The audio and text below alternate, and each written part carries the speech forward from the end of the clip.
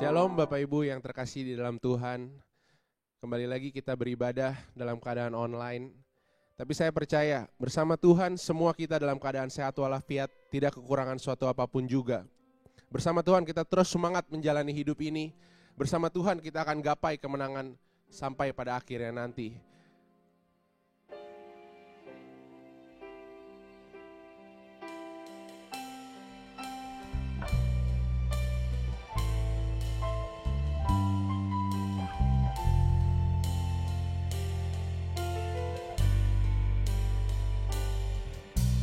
Semusim berlalu, namun kau selalu peliharaku. Kasih dan setiamu tak pernah layu di hidupku. Semusim berlalu, namun kau selalu peliharaku. Kasih dan setiamu tak pernah layu di hidupku. Lebih luas dari samudra kebaikanmu Bapa, takkan habis di hidupku. Lebih tinggi dari cakrawala, tak terbatas kasih-Mu. Sungguh ku bersyukur.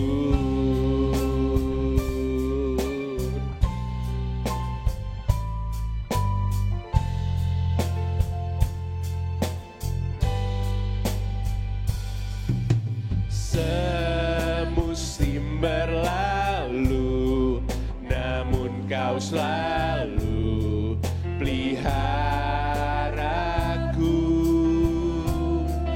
Kasih dan setiamu tak pernah layu di hidupku. Lebih luas dari samudra kebaikanmu Bapa, takkan habis di hidupku. Lebih tinggi dari cakrawala, tak terbatas kasih-Mu. Sungguh ku bersyukur. Lebih luas dari samudra kebaikan-Mu Bapa, takkan habis di hidupku. Lebih tinggi dari cakrawala, tak terbatas kasih-Mu. Sungguh ku bersyukur. Tak terbatas kasih-Mu. Sungguh ku bersyukur.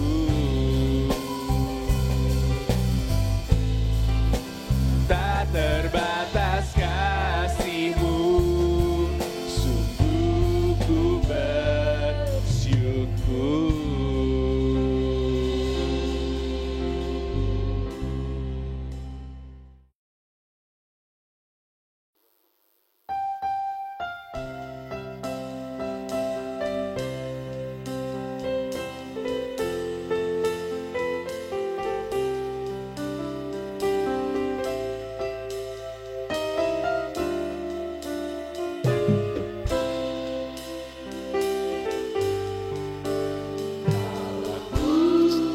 Cari damai, hanya ku dapat dalam Yesus.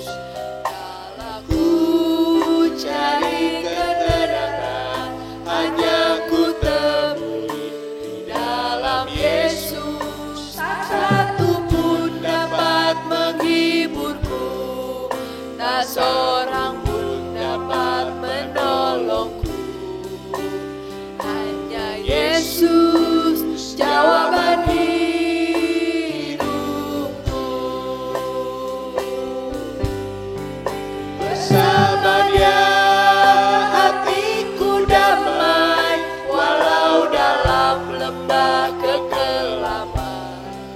Bersama Dia hatiku tenang, walau hidup penuh tantangan, tak satu pun dapat menghiburku, tak seorang pun dapat menolongku. Hanya Yesus jawaban hidupku.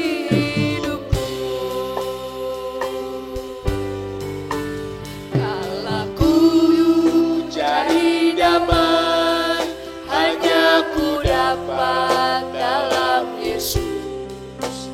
Kala ku cari ketenangan, hanya ku temui di dalam Yesus. Tak satu pun dapat menghiburku, tak seorang pun dapat menolongku. Hanya Yesus jawaban hidupku.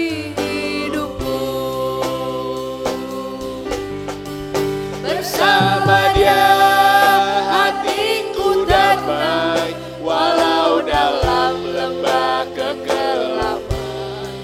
Bersama Dia hatiku tenang, walau hidup penuh tantangan, tak satu pun dapat menghiburku, tak seorang pun dapat menolongku. Hanya Yesus jawaban hidupku.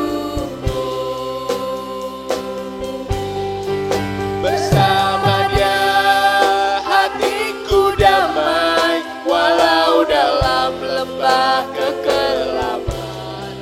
Bersama Dia hatiku tenang, walau hidup penuh tantangan, tak satu pun dapat menghiburku, tak seorang pun dapat menolongku.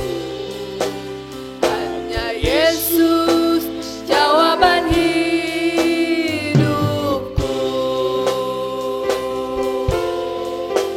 Hanya Yesus jawaban hidupku.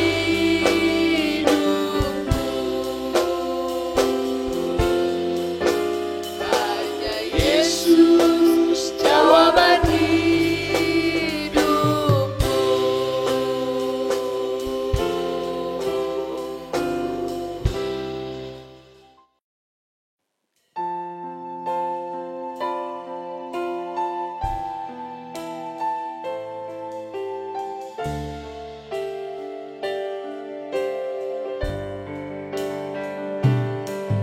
Kau tunjukkan kasih setiamu, Kau menyediakan yang ku perlu. Kau setia, Kau mulia, dulu, sekarang, dan selamanya. Kau tunjukkan kasih setiamu, Kau menyediakan yang ku perlu. Kau setia, Kau mulia, Bapa, Kau setia.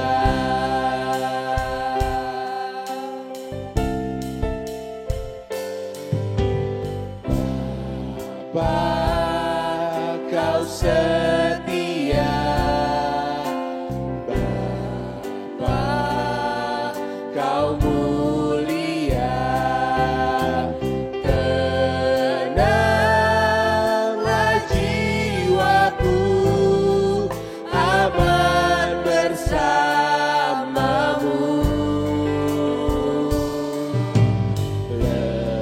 Lebih dari harta, Kaulah segalanya.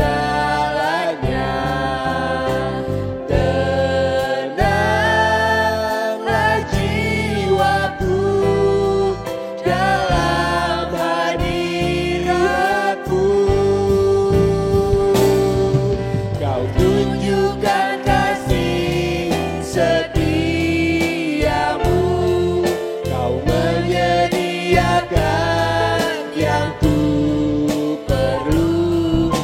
Kau setia, Kau mulia, dulu, sekarang, dan selamanya. Kau tunjukkan kasih setiamu, Kau menyediakan yang ku perlu. Kau setia, Kau mulia, Bapa, Kau setia. Kau tunjukkan kasih setiamu, Kau menyediakan yang ku perlu. Kau setia, Kau mulia, Bapa, Kau setia. Kau setia, Kau mulia, Bapa, Kau setia. Kau setia, Kau mulia, Bapa, Kau setia.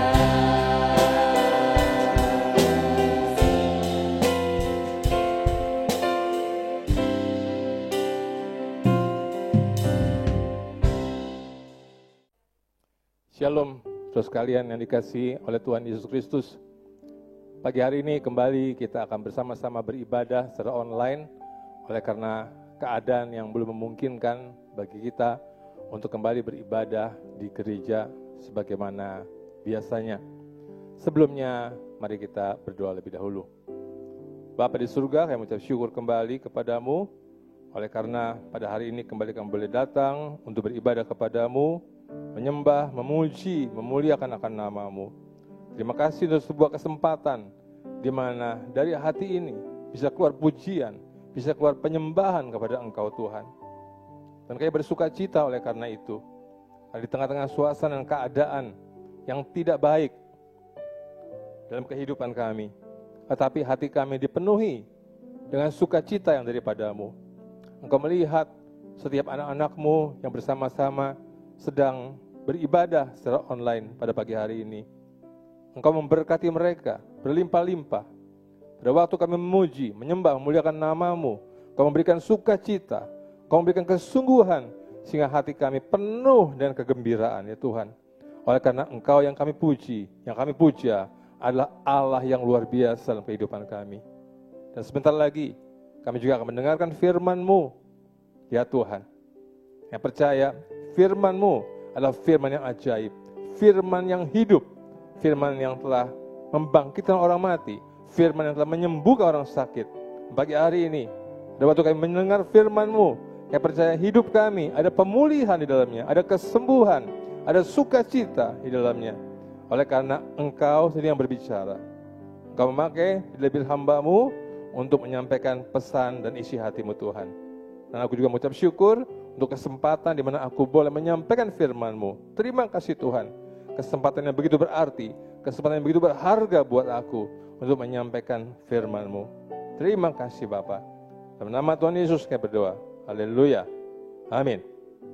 Ya, kembali shalom sekalian. Semoga Anda sekalian semua dalam keadaan sukacita, bahagia. Meskipun di tengah-tengah suasana yang sulit, tetapi hati kita tetap beriman, hati kita tetap percaya bahwa Allah yang kita sembah dalam nama Yesus adalah Allah yang baik, Allah yang luar biasa, Allah yang mengasihi kita. Tidak peduli keadaan bagaimanapun, tetapi hidup kita tetap senantiasa dalam hadirat Tuhan. Kita merasa diberkati oleh Tuhan, disertai oleh Tuhan. Dan aku ingin berkata kepada saudara sekalian, bersukacitalah, berbahagialah. Sebab Allah yang kita sembah adalah Allah yang luar biasa. Pagi hari ini, saya akan membawakan sebuah tema tentang mengikuti Allah dengan benar. Apa maksudnya saudara sekalian? Seringkali pada waktu kita mengikuti Allah, kadang-kadang kita memiliki dugaan-dugaan yang salah tentang Dia. Kita memiliki kadang-kadang pengharapan-pengharapan yang mungkin salah tentang dia. Kita mempunyai pandangan-pandangan yang mungkin tidak akurat tentang dia. Misalnya, saudara sekalian, mungkin kadang-kadang kita berpikir Allah yang kita kenal itu adalah Allah yang suka mudian. Saudara tahu mudian? Mudi itu adalah seseorang yang emosinya itu tidak stabil. Jadi waktu dia sedang senang hati, dia senang sekali, tiba-tiba tanpa alasan yang jelas, dia menjadi marah, dia menjadi jengkel pada kita. Dan kalau itu berlangsung lama, itu menunjukkan ada satu sakit secara mental, atau kalau terlalu berat, itu menunjukkan satu sifat yang namanya bipolar. Kalau saudara pernah punya teman yang saudara mungkin agak sering berkumpul bersama, tapi teman saudara itu mudian, saya yakin saudara akan sulit menghadapi teman seperti itu.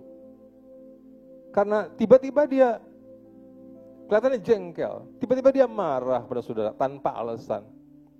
Dan kalau itu terjadi sering kali, maka saudara akan bingung, akan susah menghadapi teman yang seperti itu. Nah saudara, ada orang yang beranggapan bahwa Allah yang kita kenal itu adalah Allah yang suka mudi. Artinya tiba-tiba dia senang, tiba-tiba dia marah. Nah pagi hari ini kita akan belajar sedikit sekalian belajar bersama-sama. Karena saya percaya, meskipun kita mungkin ada yang sudah belasan tahun, bahkan puluhan tahun ikut Tuhan, kadang-kadang kita masih belum bisa pasti tentang sifat Allah itu seperti apa. Yang Tuhan inginkan, yang Tuhan ingin berikan kepada kita itu seperti apa. Kadang-kadang dugaan-dugaannya bisa salah. Sebagai contoh sekalian, pada waktu kita mengikuti Yesus, kira-kira apa yang menjadi pengharapan kita? Apa yang menjadi harapan kita dapatkan pada waktu kita ikut Tuhan? Nah, untuk memahami hal itu sekalian, maka kita bisa membaca beberapa ayat dalam Alkitab. Mungkin ayat yang saya sampaikan tidak komplit, tapi ini beberapa ayat yang saya temukan. Misalnya, di dalam kitab Yohanes 1 ayat 29. Ya, saudara kalau yang punya Alkitab atau Alkitab ada di HP, saudara boleh membukanya. Ya, tapi saya akan bacakan bagi saudara. Saudara tidak buka juga tidak apa-apa. Saya bacakan singkat saja. Ketika Yohanes Pembaptis mulai pelayanannya, saudara tahu dia menjadi pendahulu daripada Yesus Kristus. Dan pada waktu dia melihat Yesus dari kejauhan, dia mengatakan sesuatu kepada orang-orang Yahudi yang ada di sekitarnya. Saya persingkat saja, dia berkata, lihatlah anak domba Allah yang menghapus dosa dunia. Lihatlah anak domba Allah yang menghapus dosa dunia. Dia tidak berkata, lihatlah anak domba Allah yang bisa memberikan kekayaan kepada kamu. Lihatlah anak domba Allah yang bisa menyembuhkan kamu. Walaupun di dalam kehidupannya, pelayanannya kita lihat bahwa Yesus seringkali menyembuhkan orang sakit. Tetapi hal utama di mana dia diutus oleh Bapaknya adalah untuk menghapus dosa dunia. Mengapa demikian? Oleh karena dosa yang tidak disadari oleh manusia adalah satu perbuatan yang bisa mengakibatkan maut, yaitu kematian kekal selama-lamanya dalam neraka. Artinya terpisah selama-lamanya dengan Allah dalam neraka. Karena itu tugas utama Yesus dalam dunia ini adalah untuk menghapus dosa dunia. Dan itulah yang ditujukan, yang diucapkan oleh Yohanes. Dalam Yohanes 3:16, ayat yang terkenal. Karena begitu besar kasih Allah akan dunia ini, sehingga diutusnya anak yang tunggal Tuhan kita, supaya barang siapa yang percaya kepadanya tidak binasa, melainkan beroleh hidup kekal. Tidak dikatakan barang siapa percaya kepadanya akan menjadi kaya. No. Padahal itulah yang menjadi pengharapan banyak orang. Ikut Tuhan, jadi kaya. Tentu saja saya percaya ikut Tuhan bisa diberkati. Tetapi tujuan utama percaya itu bukan itu sekalian. Dalam Matius 4:19, ketika Tuhan Yesus mulai memanggil beberapa orang yang di kemudian hari menjadi rasul-rasulnya. Tuhan bilang apa? Mari, ikutlah aku, dan kamu akan kujadikan penjala manusia. Ketika Tuhan Yesus memanggil seseorang, dia punya sebuah tujuan. Dia tidak mengatakan tentang hal-hal material yang mereka akan terima ketika mereka ikut dia. Yesus mengatakan, ikutlah aku, kamu aku jadikan penjala manusia. Matius 6:25, ayat yang juga terkenal. Ketika Tuhan Yesus berkata, jangan khawatir akan hidupmu, akan apa yang kamu makan, kamu minum, kamu pakai, jangan khawatir. Pada waktu itu Yesus hanya berbicara tentang makanan, minuman, dan pakaian. Hal-hal yang memang menjadi kebutuhan pokok dalam kehidupan manusia. Tapi Tuhan mengatakan jangan khawatir. Jangan khawatir. Semua itu dicari oleh bangsa-bangsa yang tidak mengenal Allah. Artinya bagi orang yang mengenal Allah, bukan berarti tidak mencari, tapi tetap mencari, tetap bekerja, tapi tidak khawatir. Kenapa? Karena kita percaya kita punya Allah, punya Bapa yang mengerti kebutuhan kita dan dia sanggup mencukupkannya. Nah, ketika hari itu Yesus berbicara tentang makanan, minuman, pakaian, bagaimana hari ini? Saya kira, memang saya tahu tentunya ada orang-orang, bahkan mungkin cukup banyak, yang masih sangat kekurangan soal makanan, minuman, pakaian. Nah, itulah sekelompok orang-orang yang dilayani oleh seorang hamba Tuhan yang terkenal, seorang wanita, namanya Ibu Teresa. Nah, saya yakin masih cukup banyak Ibu Teresa yang lain juga, yang mungkin tidak terkenal seperti dia. Tapi mungkin kebanyakan saudara dan saya tidak kekurangan makanan, minuman, pakaian. Bahkan kadang-kadang bisa kelebihan. Kita makan sampai sangat kenyang. Sampai kita bilang, aduh aku kekenyangan. Nah, tapi ketika hidup kita sudah cukup dengan makanan, minuman, pakaian, bagaimana dengan kekhawatiran? Masihkah Anda khawatir? Masihkah saya khawatir? Ternyata sekalian, banyak orang yang hidupnya cukup makan, minum, pakai, juga masih khawatir. Karena kita masih banyak keinginan-keinginan maupun yang kita katakan sebagai kebutuhan-kebutuhan yang besar yang belum tercukupi. Orang yang sudah hidup berlimpah saja seringkali masih berkata dia khawatir, saudara sekalian. Saya masih ingat dulu teman papa saya. Itu mungkin kira-kira 20 tahun yang lalu. Rumahnya di daerah Pondok Indah. Rumahnya waktu itu harganya 600 juta rupiah. Tapi dia bilang apa sama papa saya? Waduh, saya masih mesti cari duit lebih banyak ini. Dia merasa kurang. Rumahnya 600 juta 20 tahun lalu. Hari ini berapa duit? Saya tidak tahu. Nah, saudara sekalian, karena itu, kenapa? Kenapa sampai manusia khawatir? Yang tadi dikatakan oleh Yesus dalam Matius 25 dan seterusnya. Kalau kita baca pada ayat yang ke-24, ini menjadi sebuah penyebab kenapa banyak orang hidupnya khawatir. Ayat 24, Matius 6. Tak seorang pun dapat mengabdi kepada dua tuan. Karena jika demikian, ia akan membenci yang seseorang dan mengasihi yang lain. Dan ia akan setia kepada yang seorang dan tidak mengindahkan yang lain. Kamu tidak dapat mengabdi kepada Allah dan kepada Mamon. Inilah penyebabnya, saudara sekalian. Karena kita memang ingin mengikuti Allah. Karena kita tahu ada hidup yang kekal. Kalau kita ikut Allah, yang kita kenal dengan Yesus, kita punya hidup kekal. Sederhananya nanti kalau kita meninggal, kita pulang ke sorga. Tetapi kita juga seringkali belum terlepas atau sulit terlepas dari yang namanya mamon atau uang. Tentunya saya tidak mengatakan uang tidak perlu. Uang sangat perlu, saudara sekalian. Dalam hidup kita, uang sangat perlu. Saya mengerti itu. Ya. Tetapi sebagai orang percaya, sebagai orang Kristen, kita harus punya sikap hati, sekalian, mengikuti Allah. Soal keuangan itu kita percaya, kalau kita bekerja, Tuhan pasti berkati kita.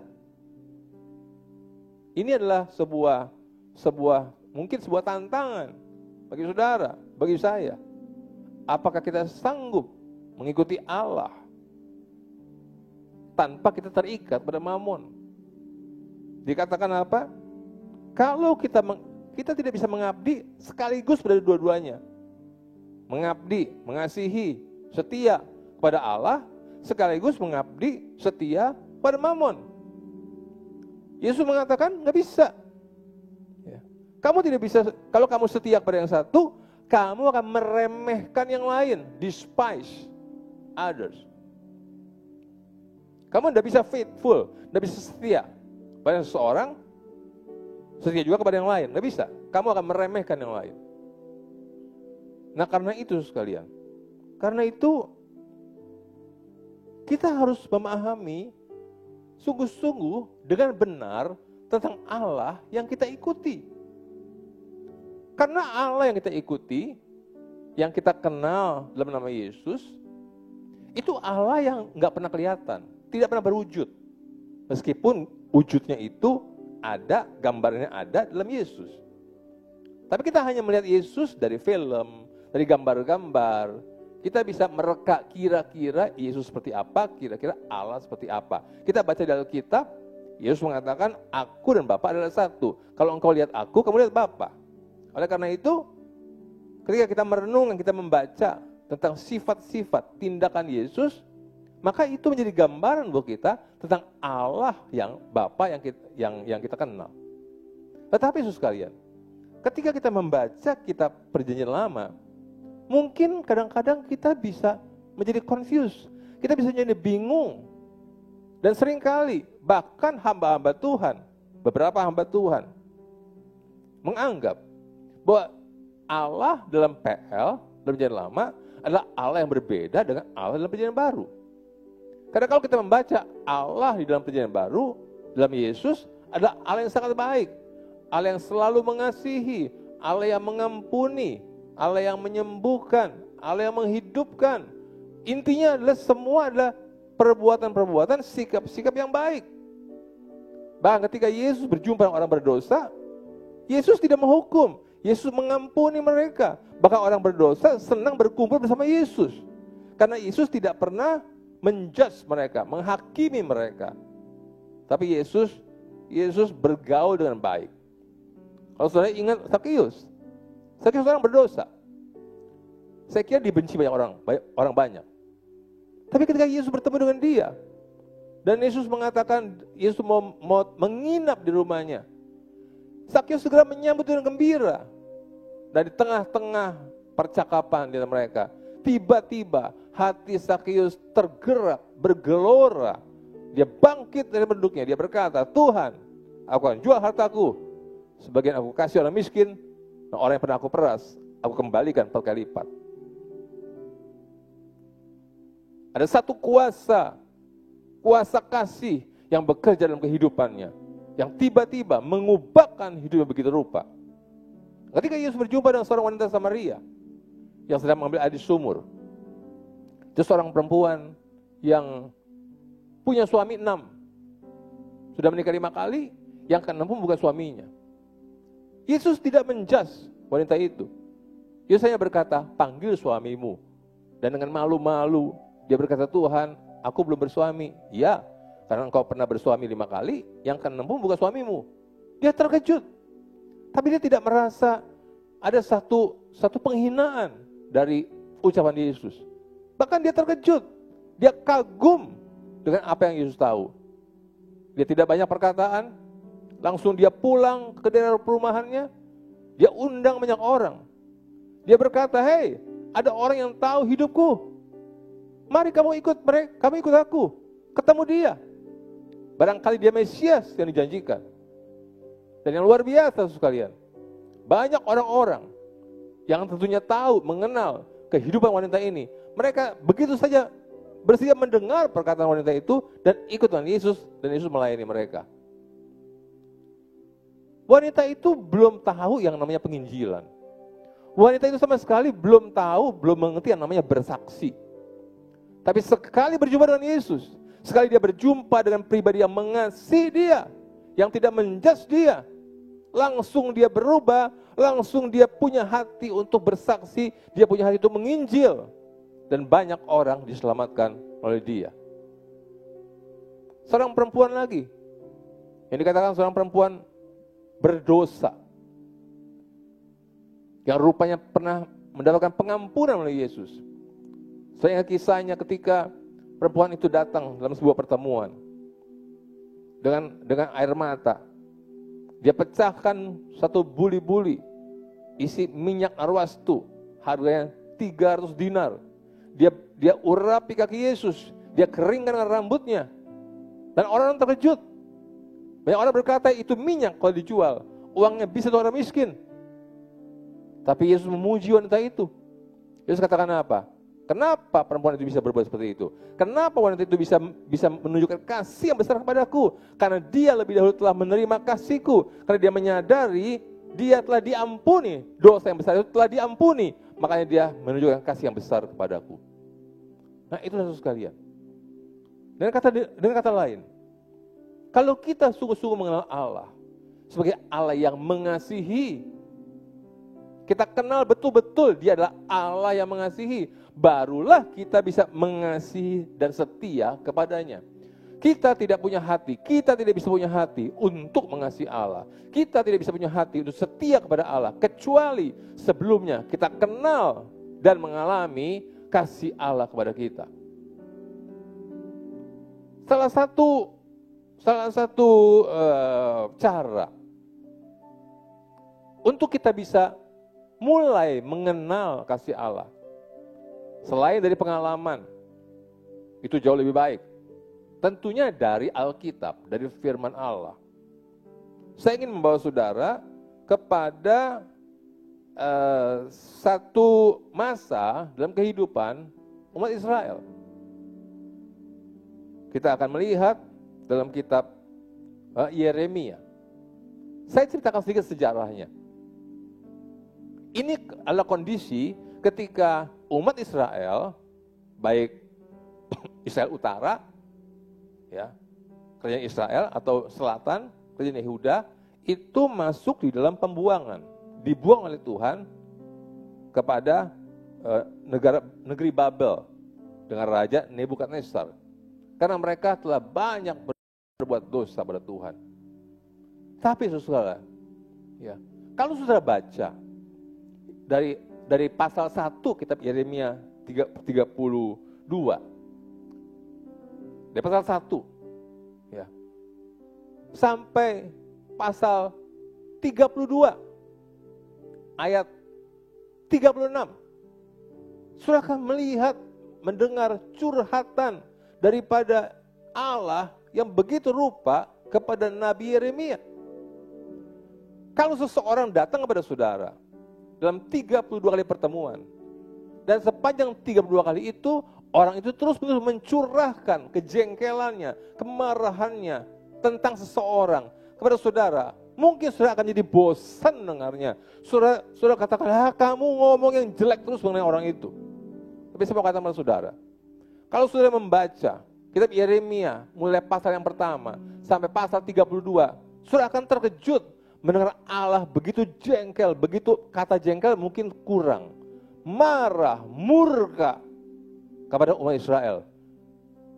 Seringkali Tuhan mengatakan mereka sebagai anak, ya, yang meninggalkan bapaknya. Kadang-kadang Tuhan mengatakan sebagai kekasih yang meninggalkan kekasihnya, sebagai perempuan yang meninggalkan suaminya.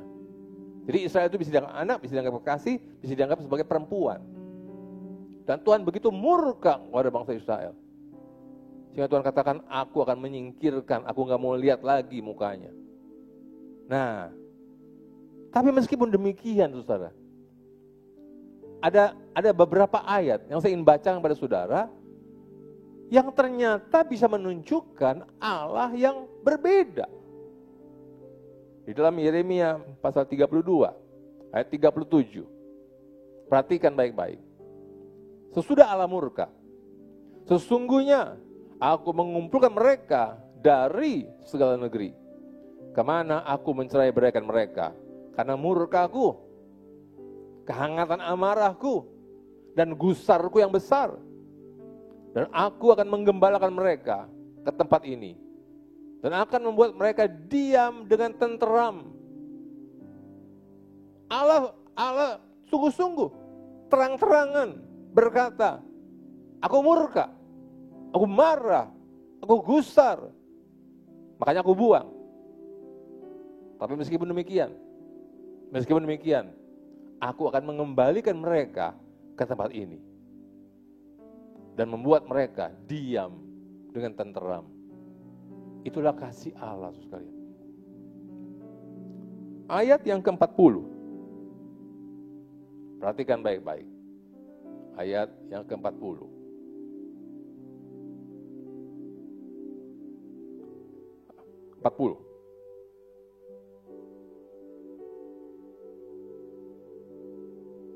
Perhatikan ayat 40. Ya.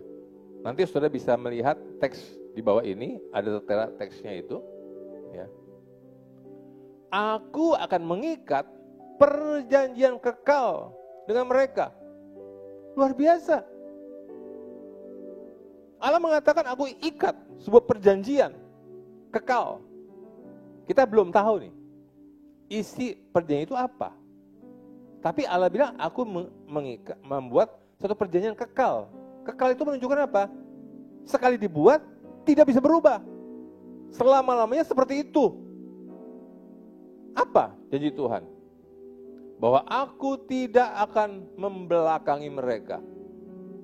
Membelakangi itu artinya nggak mau lihat. Nggak mau lihat, membelakangi, nggak mau lihat. Tapi Allah bilang, aku janji. Pada waktunya nanti, aku tidak akan lagi membelakangi mereka. Dan itu selama-lamanya Allah tidak akan membelakangi mereka. Kemudian, melainkan aku akan berbuat baik kepada mereka. Sesudah tidak membelakangi, sesudah kembali bersedia berhadapan muka, aku akan berbuat baik. Dan itu akan selama-lamanya seperti itu. Aku akan menaruh takut kepadaku dalam hati mereka, supaya mereka jangan menjauh kepadaku. Nah, saudara sekalian, ketika seseorang berjanji, janji kepada siapa? Dalam logika kita, ketika saya berjanji, tentunya saya berjanji kepada seseorang. Tapi yang luar biasa di sini, dalam perjanjian kekal ini, atau everlasting covenant dalam bahasa Inggrisnya, di dalam bahasa aslinya, bahasa Ibrani, everlasting covenant, perjanjian kekal itu artinya Allah sedang berjanji kepada dirinya sendiri. Mungkin Anda bingung, kok seseorang berjanji kepada diri sendiri? Saya beri contoh. Misalnya seseorang berjanji mulai hari ini ingin tidak makan karbohidrat, artinya diet karbo. Dia nggak bilang begini, aku janji sama kamu, mulai hari ini aku akan diet karbo. Tidak, dia berkata, aku janji pada diriku sendiri, mulai hari ini aku mau diet karbo. Aku janji, mulai hari ini aku akan baca Alkitab tiap hari. Itu janji kepada dirinya sendiri. Aku janji mulai hari ini akan melakukan ini, melakukan itu, atau tidak ini, tidak itu. Itu janji kepada dirinya sendiri. Nah, ketika Allah berjanji kepada dirinya sendiri. Nanti kita akan melihat lagi dalam kitab Ibrani betapa hebatnya janji itu. Ya. Nah, ayat 41-nya. Selanjutnya, aku akan bergirang karena mereka. Tadinya Allah murka, gusar, marah. Tapi Tuhan mengatakan, nanti setelah itu, setelah aku bikin perjanjian, aku akan bergirang karena mereka. Haleluya. Dari kemurkaan, dari kemarahan, dari kegusaran, menjadi sebuah kegirangan bagi Allah. Girang apa? Girang untuk berbuat baik. Tidak ada orang berbuat baik dalam kondisi marah, gusar, murka. Tidak ada. Semua orang berbuat baik karena lagi girang. Nah, Allah mengatakan, aku bergirang karena mereka, untuk berbuat baik kepada mereka. Dan aku akan membuat mereka tumbuh di negeri ini. Dan kesetiaan. Ini dalam bahasa Indonesia kurang enak, kurang jelas dimengerti. Tapi saya lanjutkan. Aku akan membuat mereka tumbuh di negeri ini dengan kesetiaan, dengan segenap hatiku dan dengan segenap jiwaku. Nah, sebetulnya artinya begini, seharusnya begini. Aku akan membuat mereka tumbuh di negeri ini dengan sungguh-sungguh. Lebih enak ini, dengan sungguh-sungguh aku akan membuat mereka tumbuh negeri dengan kesetiaan. Dan hal itu aku lakukan dengan segenap hatiku dan dengan segenap jiwaku. Wow, luar biasa. Kalau kita mengatakan aku mengasihi engkau dengan segenap hati, segenap jiwa, mungkin dalam prakteknya nggak sampai seperti itu. Tapi ini yang berjanji Tuhan. Dia berkata, aku sungguh-sungguh akan membuat engkau tumbuh. Dan itu akan aku lakukan. Segenap hati, segenap jiwaku. Artinya, mereka akan bertumbuh dengan luar biasa. Allah kita adalah Allah yang melakukan dengan segenap hati dan segenap jiwa.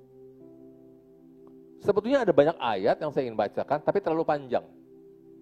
Karena itu, mudah-mudahan saudara bersedia, atau saya anjurkan, saudara membaca, kita tidak usah baca sekarang, ya. Yeremia 33, catat saja, ayat 6, 7, 8, 9, 10, 11. Saya ulangi, baca di rumah, masing-masing, Yeremia 33, ayat 6, 7, 8, 9, 10, 11. Saudara akan melihat hal-hal yang Tuhan akan lakukan pada bangsa Israel, meskipun saat itu mereka sedang berada dalam pembuangan. Mereka sedang berada di dalam kemarahan, kemurkaan, kegusaran Allah. Tapi Allah berjanji dengan luar biasa.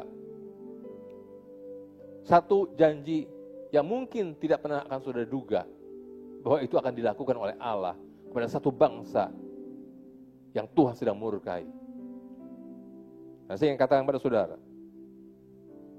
hal yang sama Tuhan lakukan kepada kita sebagai umat perjanjian baru. Mungkin kita berkata, Allah dalam PB beda. Allah dalam PB adalah Allah yang mengasihi, bukan Allah yang murka. Iya, betul.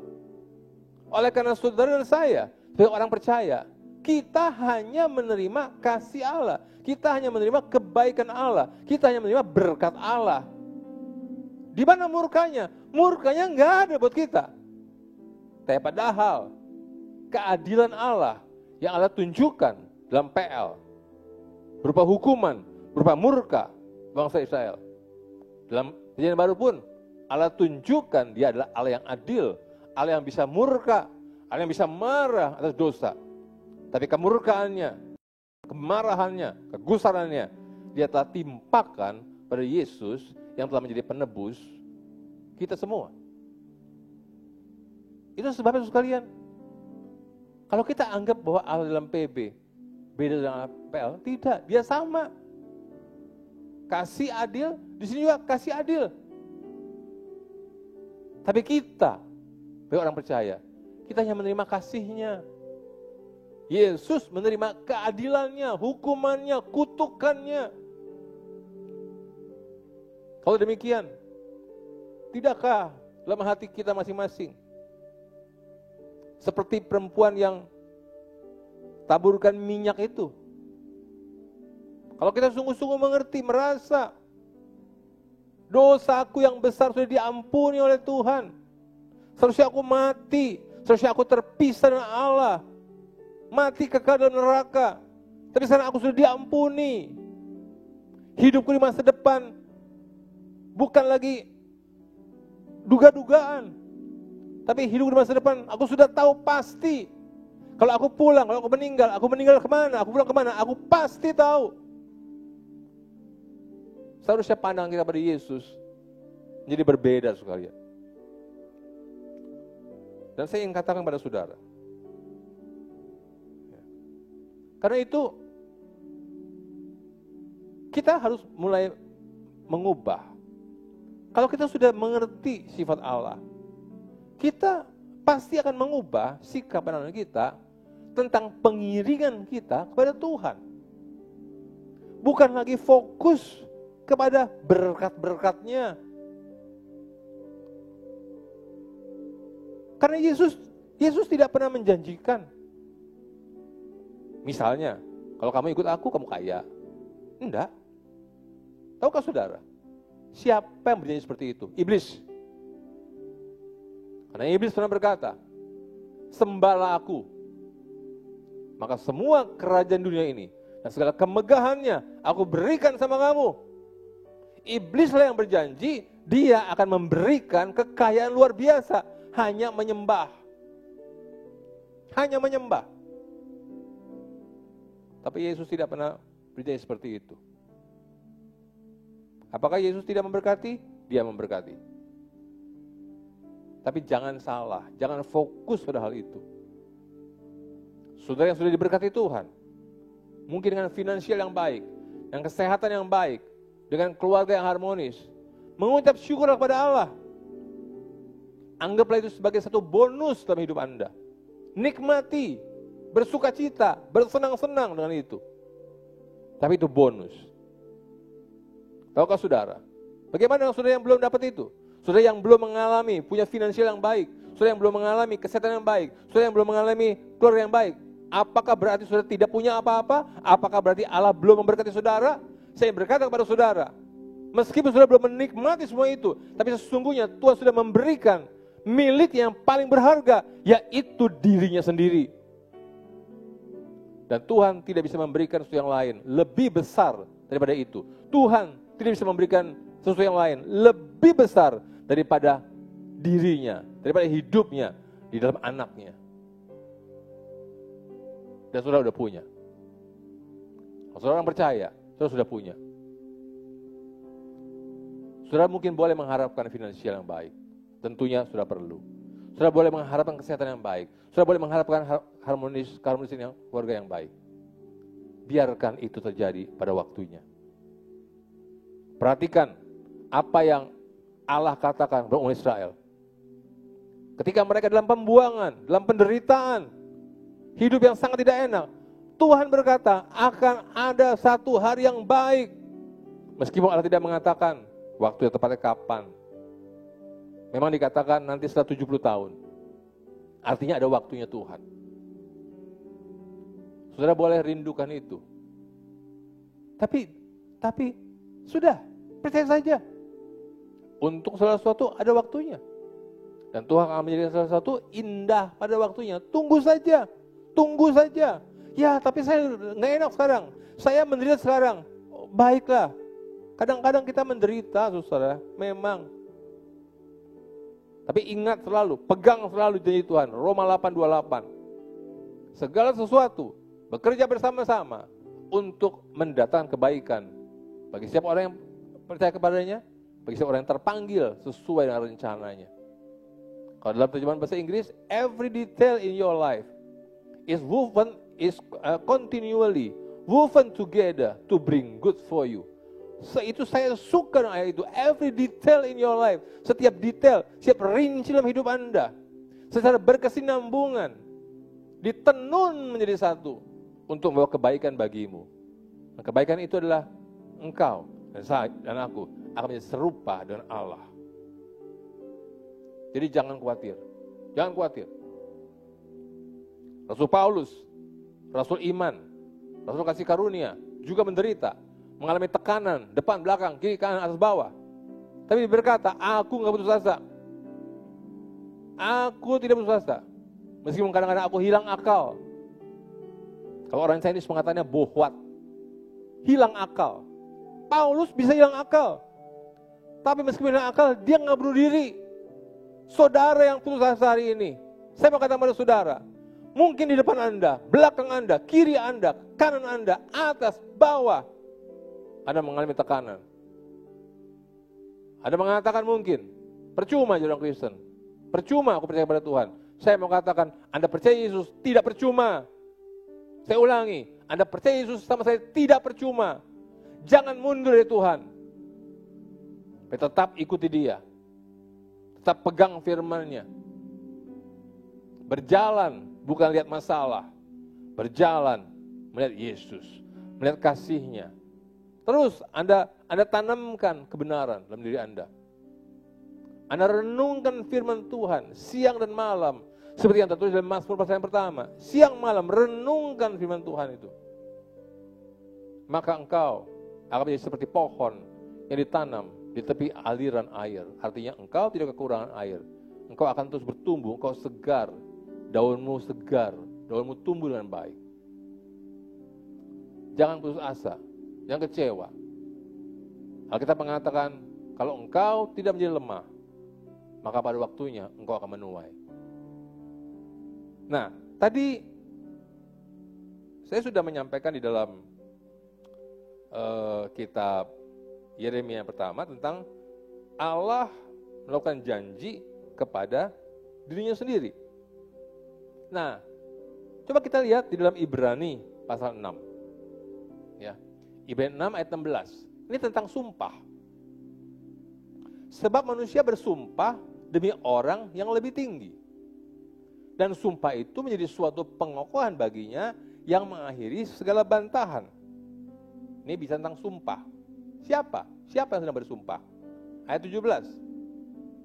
Karena itu, untuk lebih meyakinkan mereka yang berhak menerima janji itu, akan kepastian putusannya, Allah telah mengikat dirinya dengan sumpah. Mengikat dirinya dengan sumpah. Sumpah itu dalam bahasa Inggrisnya oath. Ya, tulisnya O-A-T-H. Oath. Ya. Nah, artinya di dalam bahasa aslinya itu, artinya ditetapkan janji Allah itu ditetapkan dengan sumpah. Allah berjanji ditetapkan dengan sumpah. Jadi dia bukan cuma berjanji. Kita berjanji kepada seseorang, saya akan begini, saya akan begitu. Tapi bukan cuma janji, saya bersumpah. Walaupun kadang-kadang sumpah kita suka salah. Pokoknya kalau saya nggak tepati janji saya, biar saya disambar geledek. Ya itu sumpah yang salah. Ya. Nah, Allah bersumpah. Allah berjanji. Dikonfirm dengan sumpah. Dalam terjemahan lain, guaranteed by an oath. Allah berjanji dan itu digaransi dengan sumpahnya. Ada satu cara di dalam kitab Yeremia, ya. Nanti sudah baca di rumah. Sudah baca aja Yeremia 34 ayat 18 sampai 20. Kita enggak usah baca sekarang karena panjang. Tapi intinya adalah pada waktu itu ketika ada dua pihak berjanji dan mereka harus berjanji dengan sumpah supaya janji itu ditepati. Kalau nggak ditepati, mereka akan mati. Caranya bagaimana? Mereka yang berjanji itu, dua pihak yang berjanji itu, mengambil seekor lembu.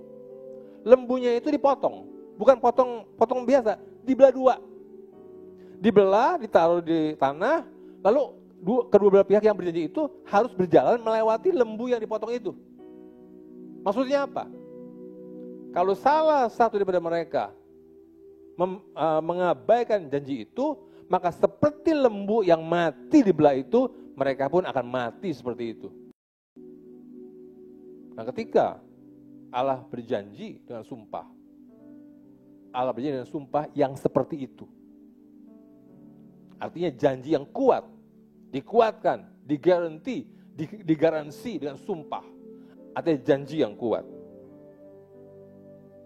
Di dalam Ibrani 6 ayat 18. Supaya oleh dua kenyataan, ini kurang jelas, nanti kita lihat maksudnya apa, dua kenyataan itu apa.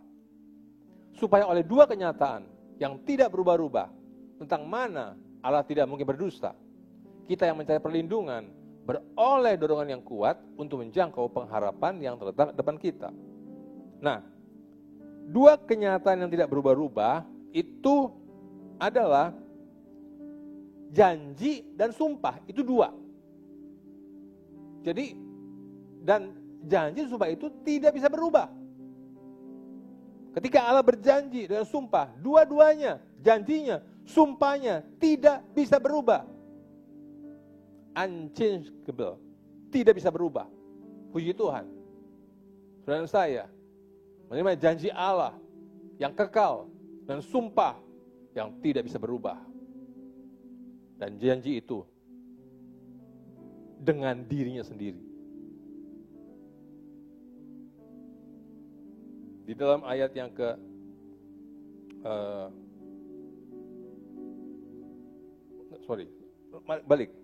masih 18. Ya. Perhatikan baik-baik. Masih ayat 18.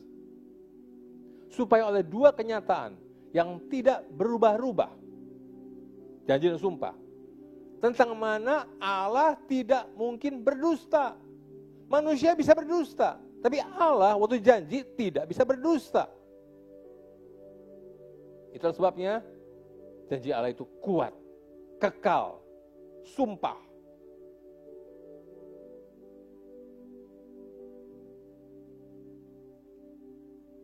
Ayat 19. Dan pengharapan itu adalah sauh yang kuat dan aman bagi jiwa kita. Sauh itu jangkar. Kalau sebuah kapal jangkarnya dijatuhkan, jangkar itu berat sekali, rantainya juga besar, dijatuhkan, dia menancap ke dasar laut, maka kapal itu aman. Mungkin dia bisa bergoyang, tapi dia tidak akan terbawa air, terbawa ombak kemana-mana. Dia cuma goyang saja, tapi tetap di tempatnya seperti itu. Dan dikatakan pengharapan kita dengan janji Allah atau janji Allah itu seperti itu, seperti sauh, seperti jangkar. Pengharapannya seperti jangkar. Dan jangkar itu bukan tertancap di tanah, tapi jangkar itu dilabuhkan ke belakang tabir. Belakang tabir itu apa? Ruang Maha Kudus. Menggambarkan kehadiran Allah. Jangkar hidup kita, jangkar jiwa kita, itu aman, menancap dalam hadirat Allah, dalam ruang Maha Kudus. Artinya kita nggak bisa, kita mungkin goyang-goyang, tapi kita nggak bisa terlempar keluar dari sana, karena pengharapan atas janji telah dilabuhkan jangkar kita seperti itu. Puji Tuhan. Dalam hadirat Allah, dalam ruang Maha Kudus, saudara saya mungkin bisa goyang-goyang karena gelombang, tapi kita tidak akan keluar dari situ. Kita tetap di situ sampai selama-lamanya. Ayat 20. Di mana Yesus telah masuk ke mana? Ruang Maha Kudus, belakang tabir, sebagai perintis bagi kita. Ketika ia menurut peraturan Melkisedek menjadi imam besar sampai selama-lamanya. Haleluya. Yesus telah masuk dalam ruang Maha Kudus, belakang tabir, sebagai perintis. Perintis itu pendahulu, pembuka jalan. Ya, Yesus adalah perintis. Yesus adalah pembuka jalan. Karena sebelumnya jalan tidak ada.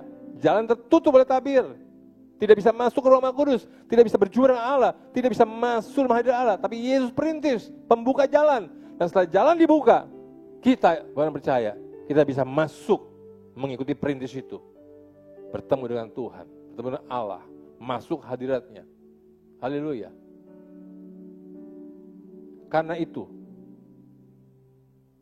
nggak usah diam di luar, nggak usah di halaman, masuk ke situ. Karena sebagai orang percaya, saudara saya sudah dilayakkan untuk masuk ke sana. Jangan pernah berpikir Anda tidak layak. Mungkin ada suara-suara, entah itu suara manusia, entah itu suara roh jahat, yang menunjukkan engkau adalah orang berdosa, engkau adalah orang yang tidak layak. Engkau bukan hanya tidak layak jadi orang Kristen, engkau bukan hanya tidak layak untuk masuk ke ruang kehadirat, engkau mungkin tidak layak jadi orang Kristen, Itu dusta bagi Anda. Jangan percaya dusta itu.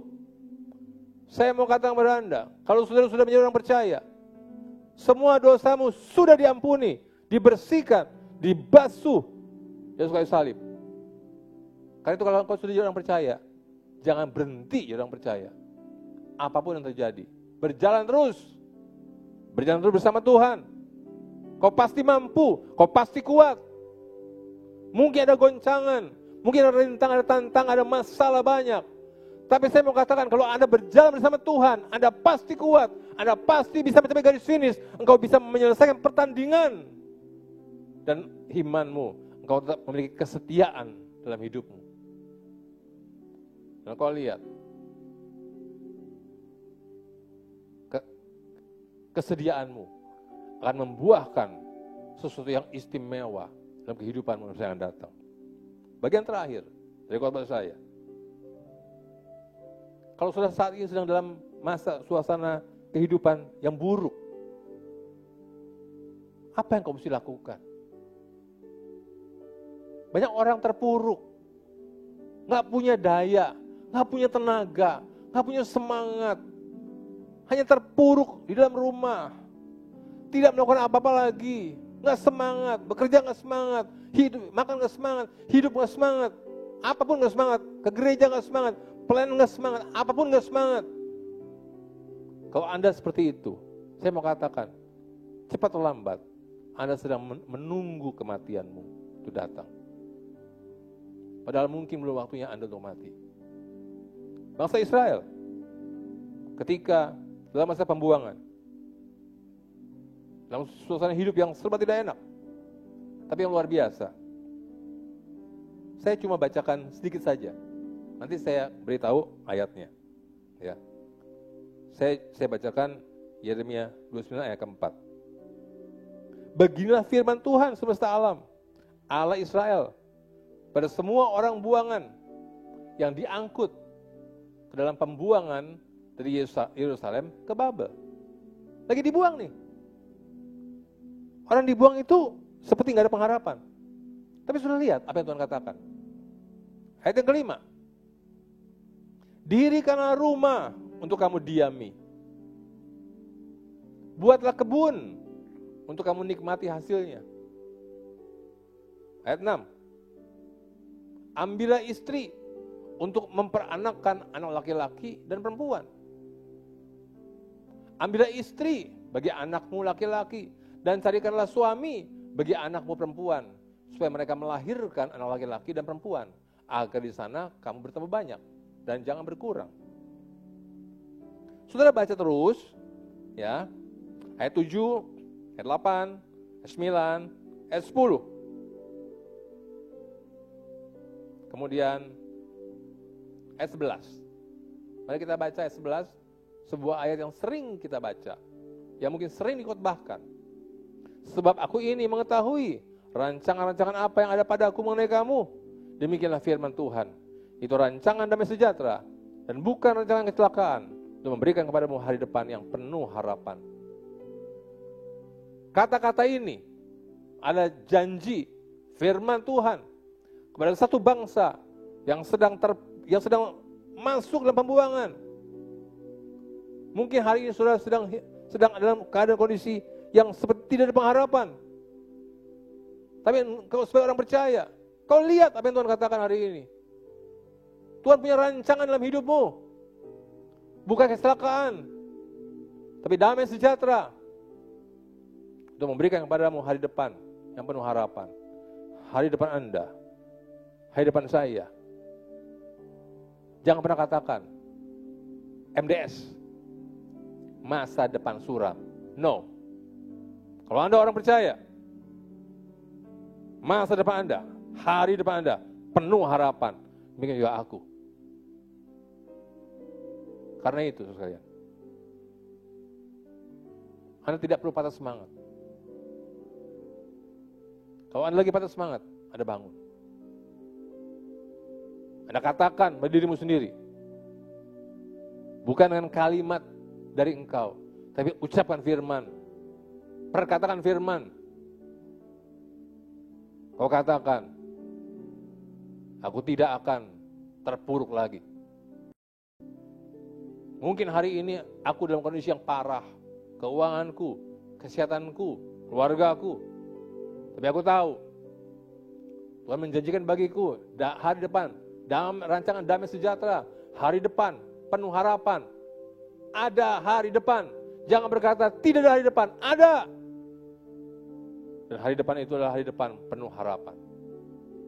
Jadi dalam kondisi yang mungkin sedang jelek dalam hidup saudara, lakukan apa yang bisa Anda lakukan.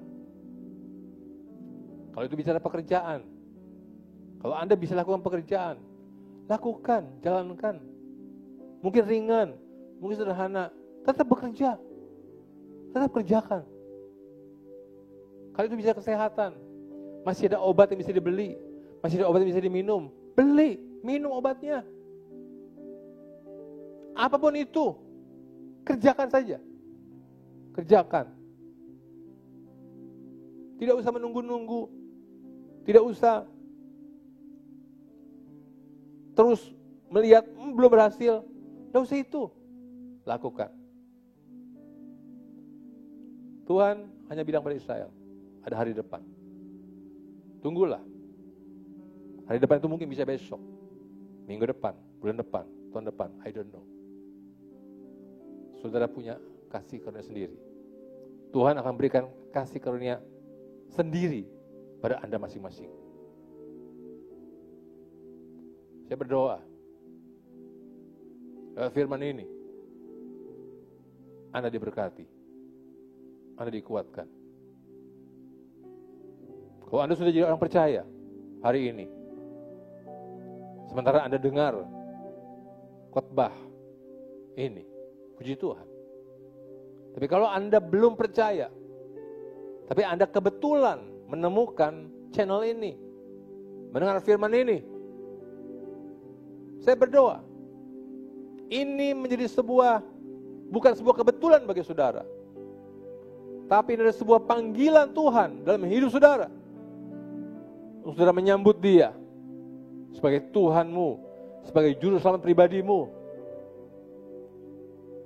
Sehingga sejak hari ini, kau bersedia buka pintu hati, menerima Dia. Kau tidak perlu undang Dia. Karena tanpa diundang pun, Dia sudah berdiri di depan pintu hati kita. Mengetuk tiap hari. Sampai kita buka pintu. Kalau hari ini Anda dengar khotbah ini, Anda mau buka pintu hati, Anda mau terima Yesus sebagai Tuhanmu, sebagai juru selamatmu, mari kita berdoa bersama-sama sebelum saya mengakhiri khotbah ini. Saudara boleh tutup mata, boleh buka mata, boleh bisa di hati, boleh bicara kedengaran, lebih baik saudara ucapkan pelan. Ya. Tuhan Yesus, terima kasih. Kalau pada pagi hari ini, bukan kebetulan, aku dengar firman-Mu.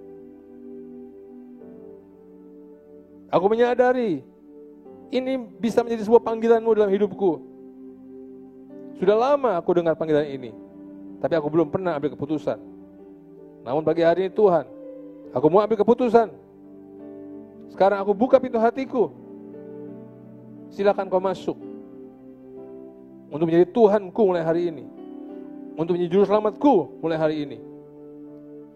Aku tahu semua dosaku yang bisa membuat aku binasa, Engkau telah ampuni di kayu salib itu 2000 tahun lalu.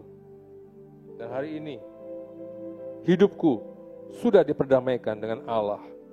Dan mulai hari ini Kau sudah mengangkat aku sebagai anak-Mu. Dan kapanpun aku pulang, dipanggil pulang, aku tahu akan pulang kemana. Aku pulang ke rumah Bapakku. Roh Kudus, Kau menolong aku untuk mengenal Tuhan setiap hari lewat firman-Mu. Kau singkapkan satu demi satu kebenaran dalamnya, sehingga firman itu bisa menjadi firman yang memerdekakan hidupku.